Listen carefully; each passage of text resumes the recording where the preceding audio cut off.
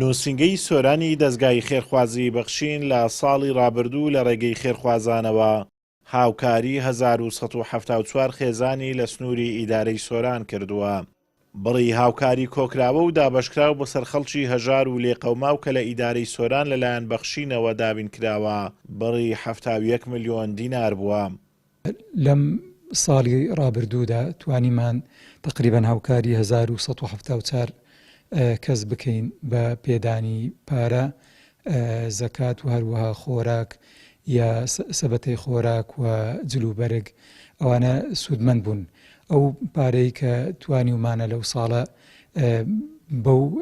بە کۆی ئەو پرۆژانە کە 14 پرۆژە بوون بریتی بوو لە تقریبان سەروی 71 ملیۆن دینار کە داومانە بەو خەڵکە کەم دەرامەت و هەژارە و هەروەها ڕێکی باش پارەش بۆ غەزە کۆکراوەتەوە لە ساڵی ڕابردوو و هاوکاری باشمان بۆ ناردوون لە خوای گەورە بەزیاد بێ. خوا پاداشتاندا. بەخشین هەمیشە لانەی هەژاران و بێنەوایان بووە. دەستبارگرێکی گرنگ بووە بۆ خەڵکی کەم دەرامەت و جیاوازی لە نێوان هاوڵاتیان نەکردووە. هەر ئەمەش وای کردووە دەستگاکە ببێتە جێگای متمانەی خەڵکو و سەدەقە و هاوکاریەکانیان بە بەخشین بسپێرن بۆ ئەوەی بە شوێنی خۆی بگات.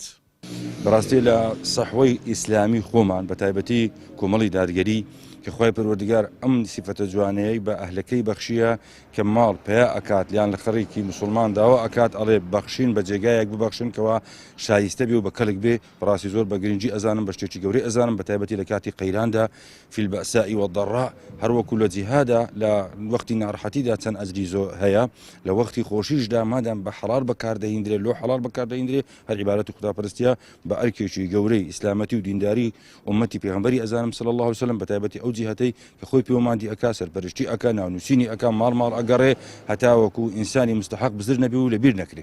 من هەموو جارێ پێناسەی بەخشین یەکەم دەڵێم دەستەشی ئەمینە لە ناو ژیرفانی گەرمی دەوڵەمەندەکان وە گواستنەوەی بۆ ناو ژیرفانی سارد و سوڕی فەقیر و هەژار و لێقەوماوەکان.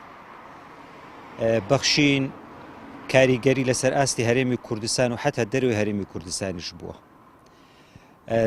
هەرێمی کوردستان وەکو دەڵێن حاشا هەڵنەگرە، هەموو وەکو دەڤەر و ناوچەکانی هەرێمی کوردستانی گرتیتەوە هەموو ئەو کەسانی کە محتاجن، جا هەر لە دروستکردنی مزگەوت، دروستکردن و نۆژەنکردنی قوتابخانەکان، هاوکاری کەم دەرامەتەکان، بە تایبەتی دروستکردنی خانوو بۆ کەسی فەقیر و لێقەوماو. باشترین بەرنامەی بەخشین ئەو بەرنامەیە کە هەژارێک لە هەژاری ڕزگارەکە. دەستگای خێرخوازی بەخشین جگە لە هاوکاریکردنی خەڵکی هەژار و کەم دەرامەت لە سەرتاسەری هەرێمی کوردستان، هاوکاری گەیاندۆتە لێقەوماوان لە پارچەکانی دیکەی کوردستان و غەزە و وڵاتانی دیکەش. لەو 71 ملیۆن دینارەی لە نووسینگەی سۆرانی بەخشین کۆکراوەتەوە بڕی 23 ملیۆن و 400 هەزار دیناریان لەلایەن خێرخوازانەوە بۆ خەڵکی لێقەوماوی غەزە نێردراوە. ئازاد ئۆمەراوی کەناڵی ئاسمانی پەیام، سۆران.